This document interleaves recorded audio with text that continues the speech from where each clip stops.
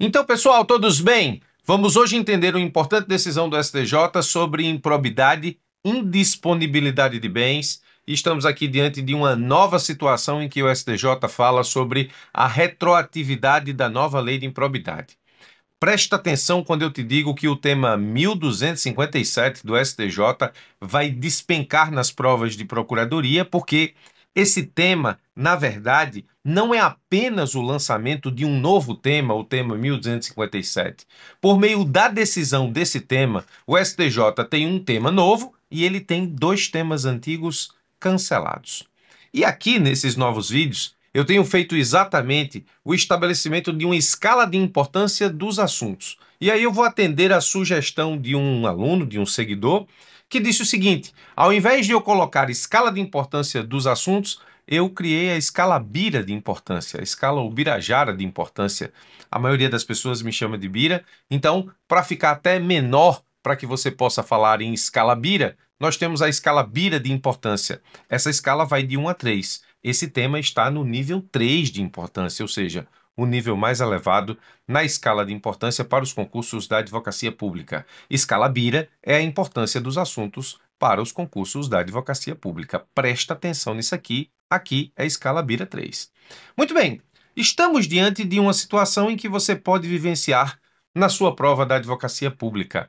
Imagine que você está numa prova oral de um concurso de procurador e aí o seu examinador olha para você e diz assim: doutor, doutora, explique a evolução do entendimento jurisprudencial do STJ acerca da cautelar de indisponibilidade de bens em improbidade administrativa.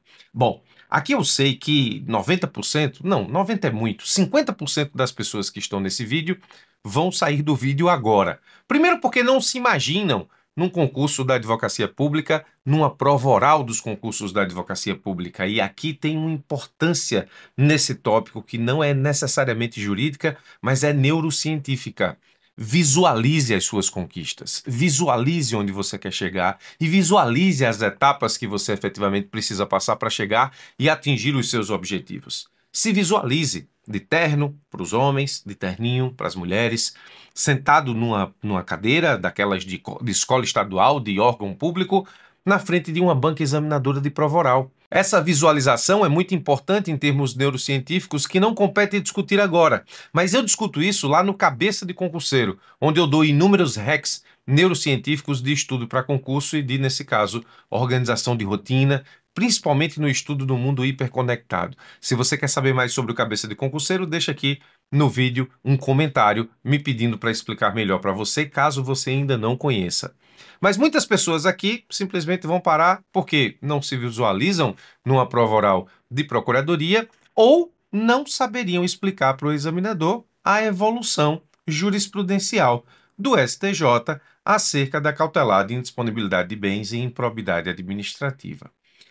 De todo modo, para aqueles que ficarem no vídeo, os 50% que ficarem no vídeo, eu vou te pedir para que você faça aqui o famoso Free Recall, famoso aqui no meu canal.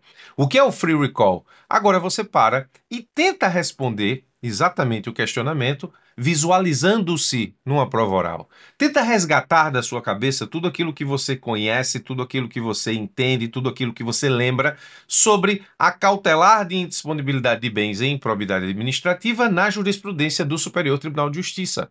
Essa técnica neurocientífica, esse free recall, vai garantir que você, nesse caso, possa codificar melhor na sua memória de longo prazo, ainda que você não se lembre de tudo, o que eu vou lhe explicar a partir de agora em termos de resposta a esse questionamento. Então, fica comigo até o final para que você, nesse caso, possa entender a evolução da jurisprudência do STJ sobre a indisponibilidade de bens na improbidade, mas faz o free recall. Tenta fazer o free recall. Vai ser importante para você, tá? Espero que você tenha feito e agora vamos iniciar a explicação. Eu vou explicar o que está no enunciado em 3 atos evolutivos da jurisprudência do STJ. Se você comparar isso aqui àqueles atos de storytelling do teatro ou das histórias de filme, fica melhor para você codificar. Tá aí um hack interessante neurocientificamente falando. Eu vou explicar essa evolução da jurisprudência do STJ em 3 atos. E aí, presta atenção, toda vez que se perguntar sobre a jurisprudência do STJ e a sua evolução em disponibilidade de bens na improbidade, lembra desses 3 atos. O primeiro ato eu nominei de a especialidade. Se liga nisso, nós temos 2 temas cancelados e nós temos um tema novo na jurisprudência do STJ sobre indisponibilidade de bens na improbidade. Os temas cancelados são os temas 701 e 1055. O tema novo é o 1257. Vamos concentrar agora no ato 1, que é a especialidade. Para isso, a gente tem que estudar esses 2 temas, 701 e 1055 do STJ. O tema 701 do STJ diz assim, presta atenção aqui. É possível a decretação da indisponibilidade de bens do promovido em ação civil pública por ato de improbidade administrativa, quando ausente ou não demonstrada a prática de atos ou a sua tentativa que induzam a conclusão de risco de alienação, oneração ou dilapidação patrimonial de bens do acionado, dificultando ou impossibilitando ressarcimento futuro. Embora essa tese tenha ficado, na época, com um texto meio truncado, o STJ nos explicou exatamente o que diz a tese do tema 701 assim. Percebe-se, disse o STJ, que o sistema da Lei de Improbidade Administrativa admitiu expressamente a tutela de evidência. O disposto no artigo 7º da aludida legislação, em nenhum momento, exige o requisito da urgência, reclamando apenas para o cabimento da medida a demonstração, numa cognição sumária, não exauriente, de que o ato de improbidade causou lesão ao patrimônio público ou ensejou enriquecimento ilícito. Disse ainda, inegável, pois, que a medida cautelar instituída pela Lei de Improbidade apresenta-se como caráter especial, que realça a necessidade de segurança jurídica, não estando submetida por essa razão à compreensão geral das cautelares, sob pena de serem suplantados os próprios propósitos da tutela a ser alcançada pela ação de improbidade administrativa. Professor, quer dizer o seguinte, que na cautelar de indisponibilidade, eu precisava, continuo precisando demonstrar lá na ciência processual civil, quando eu quiser me valer de uma cautelar, sendo ela, nesse caso, cautelar, mas tendo satisfatividade ou não, uma vez que as cautelares e as tutelas satisfativas hoje se confundem, eu preciso demonstrar urgência e preciso demonstrar, nesse caso, risco de dano. O STJ está dizendo no tema 701 que eu não preciso demonstrar esses requisitos para que seja decretada a indisponibilidade de bens do promovido na ação de improbidade? É isso que o STJ está dizendo? Sim, é exatamente isso que o STJ está dizendo. O STJ está dizendo que trata-se, na verdade, de tutela de evidência. Havendo evidência em cognição sumária de que existe eventual lesão ao patrimônio público ou eventual enriquecimento ilícito do agente, então o juiz estaria autorizado à decretação da indisponibilidade de bens. Durante a construção da jurisprudência do STJ, isso ficou conhecido como dano presumido, ou seja, o fato de existir em cognição sumária eventual lesão ao patrimônio público, eventual enriquecimento ilícito do agente, presume-se existente o dano para a decretação da indisponibilidade de bens na improbidade administrativa. Muita atenção a isso. É isso que está dizendo o tema 701, em outras palavras. Muito bem, o tema 1055 do STJ diz assim: é possível a inclusão do valor de eventual multa civil na medida de indisponibilidade de bens decretada na ação de improbidade administrativa, inclusive naquelas demandas ajuizadas com esteio na alegada prática de conduta prevista no artigo 11 da Lei 8429/92, tipificador da ofensa aos princípios nucleares administrativos. Esse tema 1055 está dizendo o seguinte: na indisponibilidade decretada na ação de improbidade, o Ministério Público, a Fazenda Pública, nessa ação, faz um pedido de ressarcimento, quando existe lesão ao erário, quando existe, nesse caso, enriquecimento ilícito, se faz um pedido de ressarcimento e sobre esse pedido de ressarcimento existe a possibilidade, inclusive, da aplicação ao causador da improbidade de multa civil. Isso está previsto em lei. Considere o valor do ressarcimento X, considere o valor da multa civil Y. A indisponibilidade de bens enquanto cautelar, que é pedida na ação de improbidade, congelará no patrimônio desse acusado o valor de X mais Y. porque se inclui o valor de eventual multa civil na medida de indisponibilidade de bens decretada na ação de improbidade administrativa nos termos do tema 1055 do STJ. O que isso significava? Aqui eu faço, nesse caso, um resumo de tudo aquilo que expliquei para os senhores na análise do tema 701 e na análise do tema 1055. O que isso significava?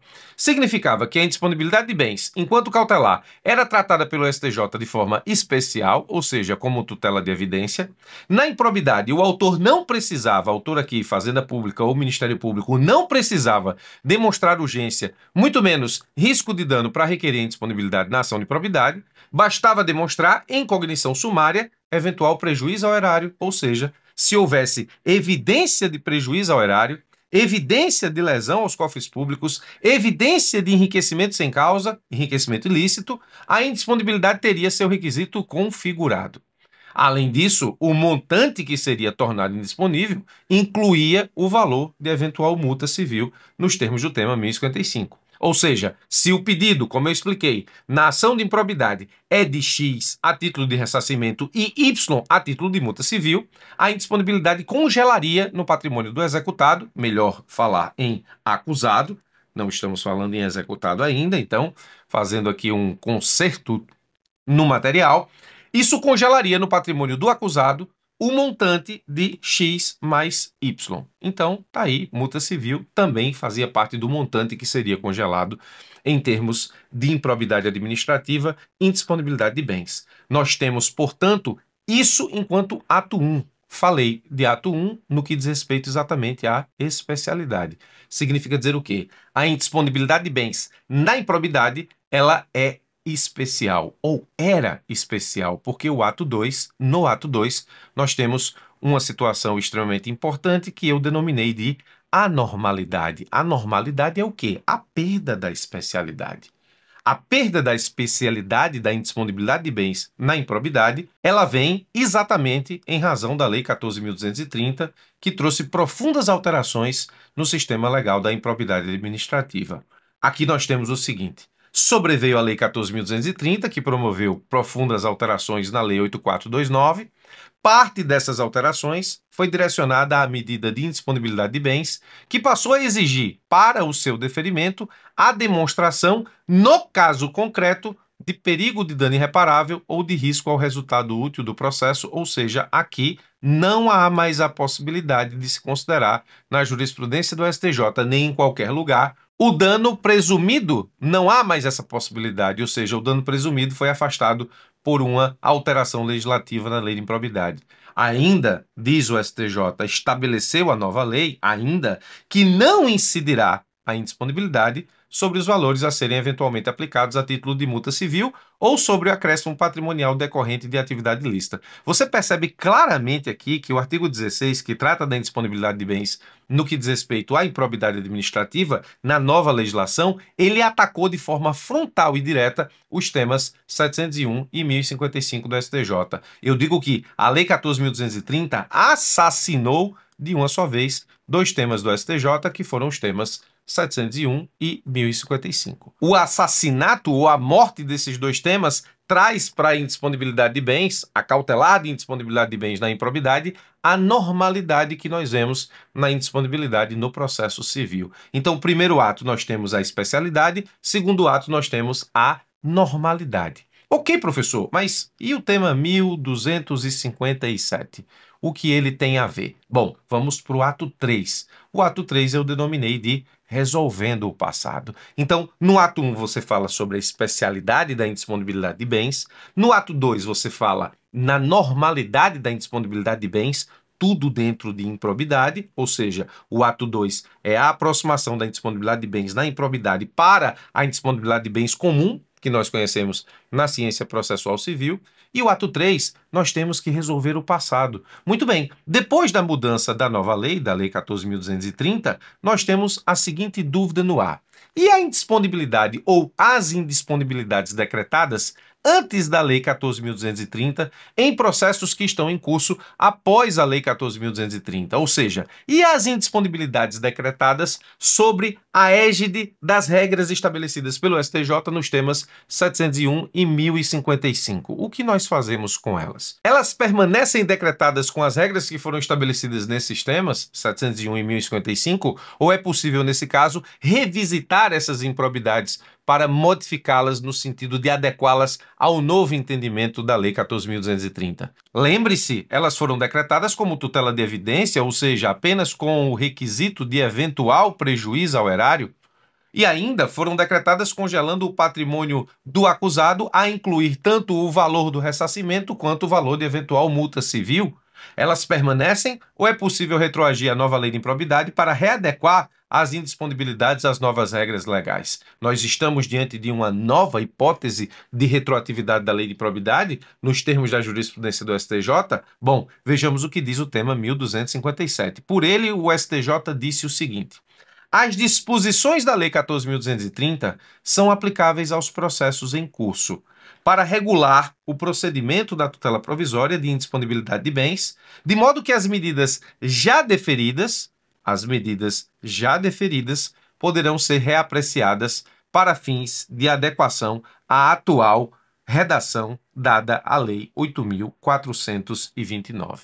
Então o STJ está dizendo aqui claramente o quê? O STJ está dizendo o seguinte, que as cautelares de indisponibilidade na improbidade que foram decretadas antes da Lei 14.230, com o dano presumido, bem como incluindo a multa civil no valor a ser congelado a título de indisponibilidade no que diz respeito ao patrimônio do acusado, essas indisponibilidades podem ser revistas agora sob a égide das novas regras da Lei 14.230, ou seja, com os temas 701 e 1055 não sendo mais válidos. O STJ explica isso assim.